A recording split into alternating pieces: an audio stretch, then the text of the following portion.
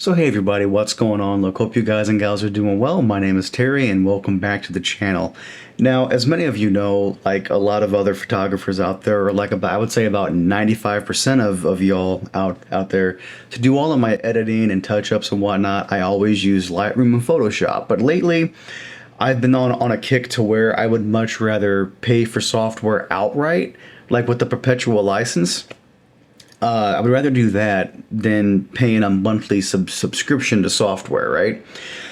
So with that being said, a few months or so ago, I already bought a studio license for Resolve 18, and it is by far the best financial decision I've ever made whenever it comes to, editing software. Resolve 18, it can cut through this A7 IV footage because I record all of my stuff in the HEVC format to where it's a really, really high quality video with a much lower bit rate than X264, but it's compressed a lot more and it's a little bit more, system intensive to in real time decode that as you're editing. You know what I mean? But Resolve can do it just fine. And if you're on a brand new NVIDIA card or Intel GPU, it also has built-in AV1 encoding and decoding support, so you could edit that in real time. Big one up on Premiere Pro because as far as I know, it doesn't have AV1 encoding or decoding yet built in natively. So Resolve, again, you guys and gals are killing it. But I was looking at this other piece of software, a lot of you know it out there, it's called Capture One. So I downloaded a free trial of it and I really liked what I saw. As far as editing goes, I thought the program was a lot more fluid. You have a lot more options for tweaking buttons and dials for your edits to make them look exactly the way you want to. And I just overall thought it was a much more streamlined experience than something like Lightroom, I used Lightroom Classic, but it was even faster than the newer and more improved Lightroom CC. You know what I mean? So just take that there for what you will. And I thought, well, you know what? It's only like $200, $300 for a license, for a perpetual license for Capture One. I'll go ahead and just buy a license, and then that way there, it should be good to go, right? Well, naturally, it didn't go that way. A few days or so ago, Capture One actually came out and said that they are getting rid of their perpetual licenses and they're going to go to a subscription model, and there is going to be no Capture One 24 because they're changing the name scheme to where, since it's going to be a subscription based service now, they're going to just be releasing update after update to their Capture One Pro, But good news though, folks, good news though is that Jack D. Williams, I guess he is an employee for Capture One, he made a forum post here. And I'm going to just throw everything up here on screen for you. He says that we've read through all your comments and identified some common misunderstandings that we would like to clarify here. We are keeping the perpetual license, and you can still buy them anytime, even after February 1st, 2023, or of course after September 30th, 2023 as well.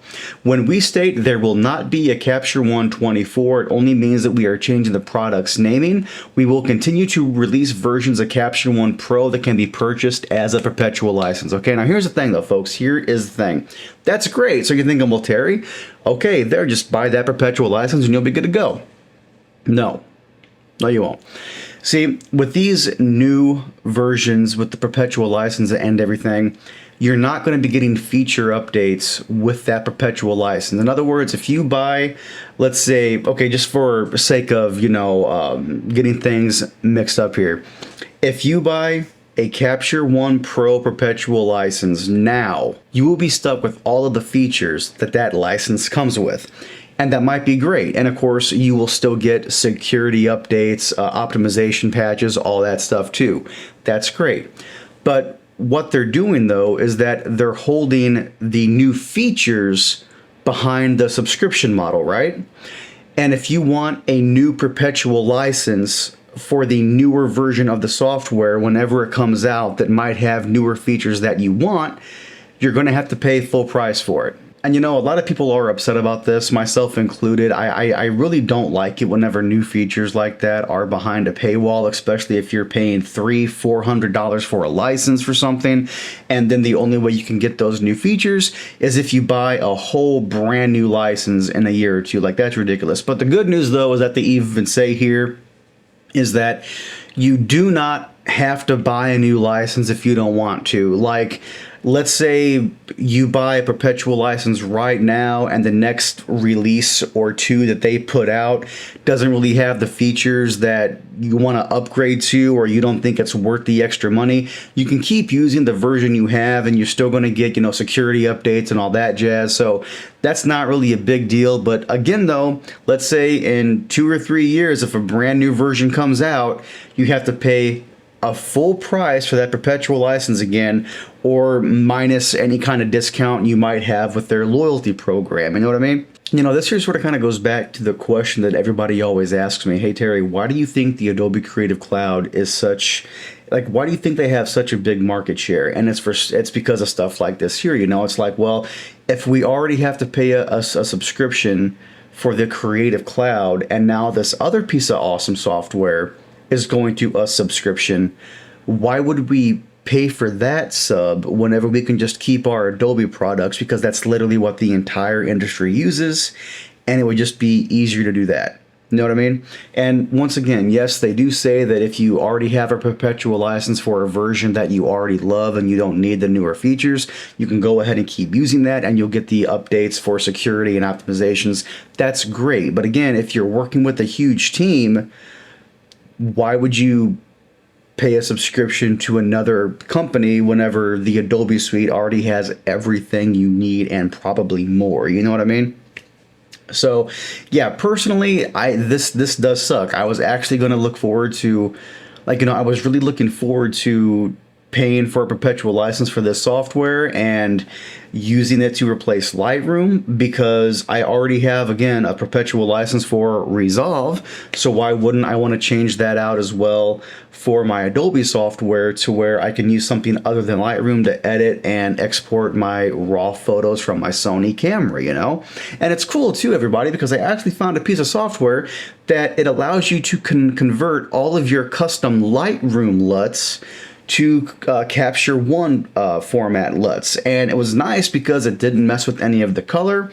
They all looked the same. I just slap them on to my photos in Capture One, and they looked the exact same as what the LUT did over in Lightroom. So I even had a brand new workflow set up for it. But this here does really suck. Of course, I could just pay the one-time fee for the perpetual license now, and maybe in a year or two, if I think the software is worth it by then, to upgrade to another version of the software with newer features that are going to be coming out via the subscription plan.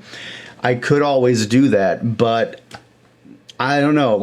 Anybody else out there, were y'all going to move to Capture One or something other than Lightroom, and this kind of news here comes out and just makes you go kind of like me, well, if I'm already paying for a subscription, I might as well just keep paying for Adobe? Do me a favor, folks. Sound off in the comments below. What do y'all think? And yeah, I'll catch y'all next time.